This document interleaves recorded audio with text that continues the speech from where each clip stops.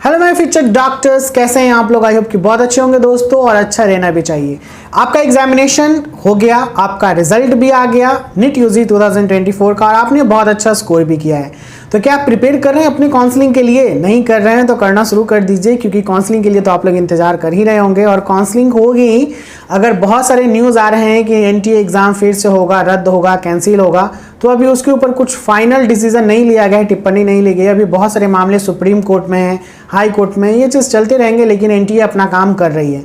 तो जब एनटीए अपना काम कर रही है तो आपको भी अपना काम करना होगा। तो चलिए, आज मैं आपको इन्फॉर्मेशन देने वाला हूं कि इस बार नीट यूजी 2024 में काउंसलिंग प्रोसेस कैसे होगा, उसके लिए आपको क्या करना पड़ेगा, इसके लिए क्राइटेरिया क्या है, सब चीज़ जानिए।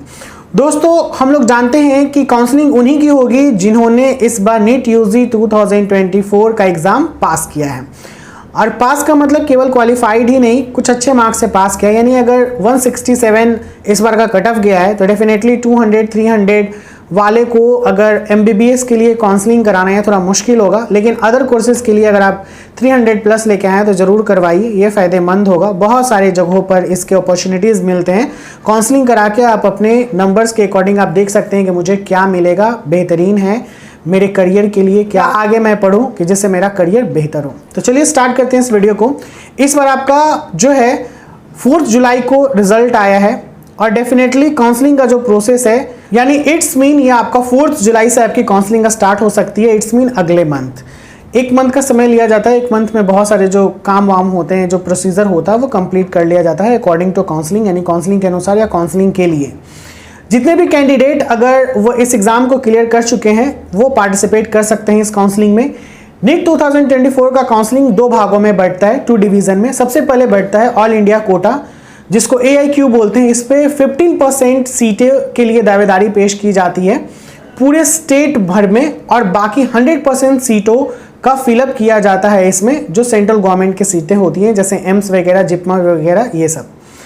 अब इसके बाद जो सेकंड डिवीजन में बांटा गया है वो है स्टेट कोटा। स्टेट कोटा की जो काउंसलिंग होती है वो 85% के लिए होती है। उसमें स्टेट से रिलेटेड जो भी स्टूडेंट है, यानी बिहार के जो स्टूडेंट होंगे बिहार स्टेट में दावेदारी देंगे, दिल्ली वाले दिल्ली में, कोलकाता वाले कोलकाता में, इस तरीके से स्टेट वाइज 85% सीटों पर स्टेट कोटा की काउंसलिंग होगी।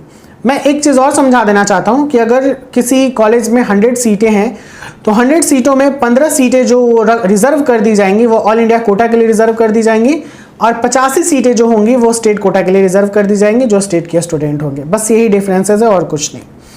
बाकी बात करूं, ऑल इंडिया कोटा की जो सीट मैनेज की जाती है वो मेडिकल काउंसलिंग कमेटी के द्वारा की जाती है। इसको हम लोग शॉर्ट फॉर्म में MCC बोलते हैं।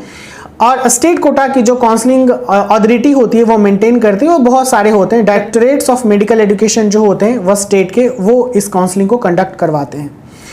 काउंसलिंग के लिए स्टेप्स क्या क्या है ये आपको जानना जरूरी है। सबसे पहले काउंसलिंग के लिए आपको रजिस्ट्रेशन कराना होगा, फिर उसके बाद आपको चॉइस फिलिंग एंड फाइनलाइजिंग करना होगा। चॉइस फिलिंग का मतलब होता है कि आप किस कॉलेज को प्रीफर कर रहे हो, कहाँ पे आपके नंबर के अकॉर्डिंग, और फिर उसके बाद फाइनलाइज करना होता है, यानी फाइनल कि हाँ मुझे यहाँ पे जाना है। फिर उसके बाद सीट अलॉटमेंट और रिजल्ट आता है, यानी जो काउंसलिंग के दौरान में फिर सीट अलॉटमेंट किया जाता है कि सीट अलॉट आपको यहाँ दिया जा रहा है आपके रिजल्ट के अकॉर्डिंग। एंड द फाइनली आपको जब ये सारे काम हो जाएंगे तो आपको जिस कॉलेज में एडमिशन के लिए आपका सीट अलॉट किया गया है उस इंस्टीट्यूट पे जाके आपको रिपोर्ट करना होगा। तो ये कंप्लीट चैनल है आपका, 4 चैनल में आपका पूरा काउंसलिंग बटा हुआ है। यानी फर्स्टली आपको रजिस्ट्रेशन करना होगा, जिसका एक पेमेंट लगता है। ऑल इंडिया कोटा के लिए और स्टेट कोटा के लिए अलग अलग पेमेंट होता है।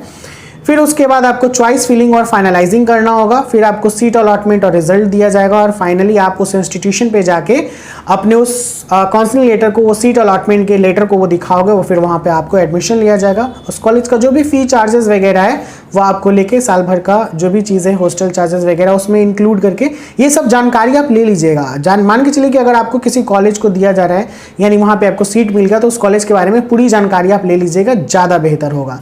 तो दोस्तों, आई होप कि ये वीडियो से आपको पता चला हो कि काउंसलिंग हमारी कब स्टार्ट होगी, यानी जुलाई में स्टार्ट होगी, 4th वीक से, I think maybe 4th week से स्टार्ट हो जाए। आपको किस तरीके से फॉर्म भरना है, किस तरीके से आपको कॉलेजेस लेना है, इसके बारे में मैंने बताया, कैसे रजिस्ट्रेशन करना है। ये कंप्लीट प्रोसेस है एक काउंसलिंग का, जो 2 भागों में डिवाइड किया गया, एक ऑल इंडिया कोटा का, एक स्टेट कोटा का। आई होप कि ये वीडियो आपको बेहतरीन लगा हो, समझ में आया हो। अगर ऐसा हो तो प्लीज़ वीडियो को लाइक कीजिएगा, भाई को इस तरीके से आगे बढ़ाते रहिए। चैनल को सब्सक्राइब करना ना भूलिएगा। बहुत जल्द मिलते हैं नेक्स्ट वीडियो के साथ। Bye bye, take care, see you soon.